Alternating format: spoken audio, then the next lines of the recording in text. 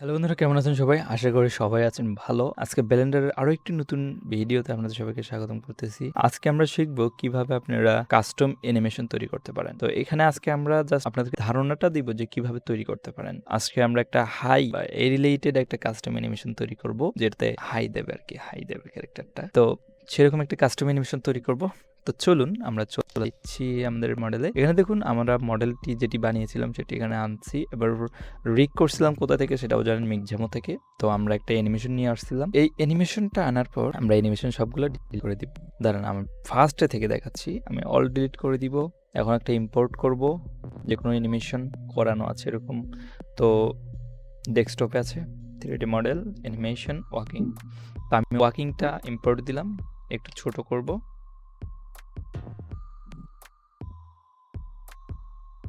ওকে, এতটুকু যথেষ্ট।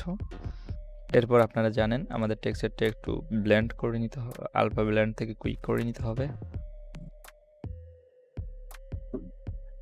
আমি করে নিচ্ছি।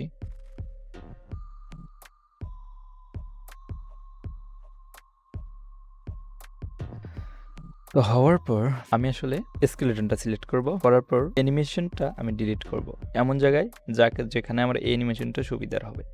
তো আমি অ্যানিমেশনটা জাস্ট এখান থেকে ডিলিট বাটন ক্লিক করে ডিলিট করে দিলাম। তো দেখুন এখন আমাদের ক্যারেক্টারের কোনো অ্যানিমেশন নাই। এখন আমাদেরকে হাই দেবে এরকম একটা অ্যানিমেশন আমি তৈরি করতে চাচ্ছি। এরকম থাকলে কিন্তু আমরা পারবো না, আমাদেরকে চলে যেতে হবে অবজেক্ট মোড আছে দেখেন এখানে, অবজেক্ট মোড থেকে আমাদেরকে চলে যাবে পোজ মোডে। এরপর আমরা একটু যাতে দেখতে পারি কোন বোনটি কোথায় আছে, তো এটা সিলেক্ট অবস্থায় আমাদেরকে চলে যেতে হবে আর্মাচার ভিউপোর্ট ডিসপ্লে ইন ফ্রন্ট।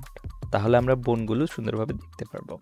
আমরা রাইট সাইডে যে কোনো সাইডে একটা ক্লিক করে দিব যাতে সবগুলো আনসিলেক্ট হয়ে যায়। তো এখন আমার কাজ হচ্ছে জাস্ট একটু পাটা সুন্দর করে বসানো। তো রোটেট করব, এই টুলটার দ্বারা ট্রান্সফর্ম যেটা আছে এটাতে ক্লিক করব। এরপর একটু আমি চাচ্ছিলাম যে পাটা একটু এরকম থাকবে। Wow, just wow. তো পাটা একটু আরেকটু ঘোরানো দরকার।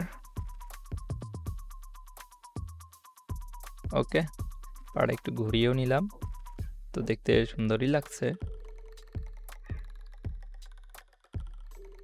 ওকে, এরপর আমরা হাতটা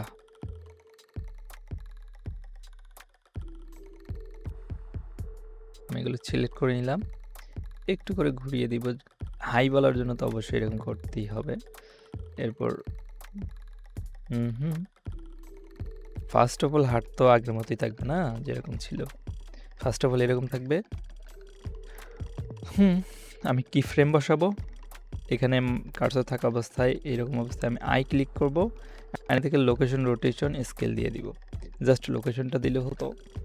তো আমি 10 নম্বর ফ্রেমে চলে যাব, যাওয়ার পর এটাকে একটু রোটেট করে দিব এদিকে। হ্যাঁ, এরকম হবে।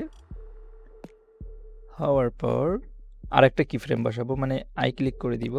এবার কিংয়ে গিয়ে আমি জাস্ট এটা যদি রোটেশন লোকেশন স্কেল করে দিই তাহলে বারবার এটা সিলেক্ট করতে হবে না। 20-এ গিয়ে এখন জাস্ট এইগুলা জাস্ট এইগুলা করে হবে।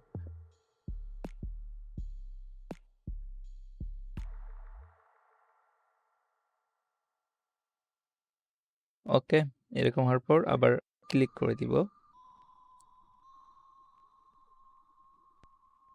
তো দেখুন অ্যানিমেশন কিন্তু হচ্ছে আমাদের। তো 30-এ যাব, যাওয়ার পর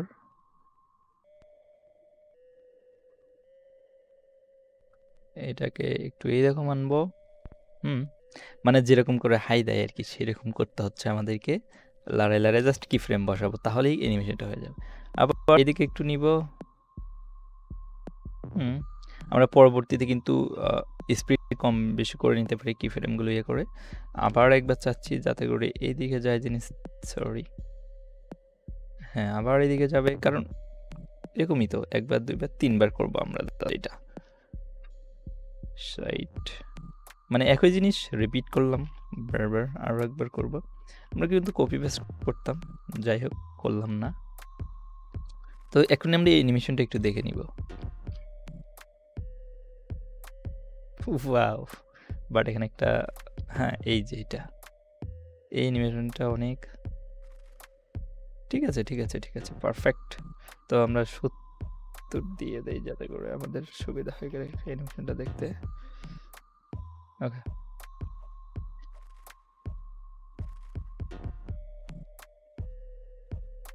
অ্যানিমেশন লাস্টে গিয়ে আবার হাত লামিয়ে ফেলবে, সেটাও তো করতে হবে নাকি?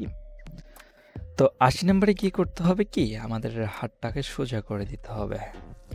ওকে, করে দিলাম সোজা, প্লাস একটু এদিকে ঘুরিয়েও দিতে হবে।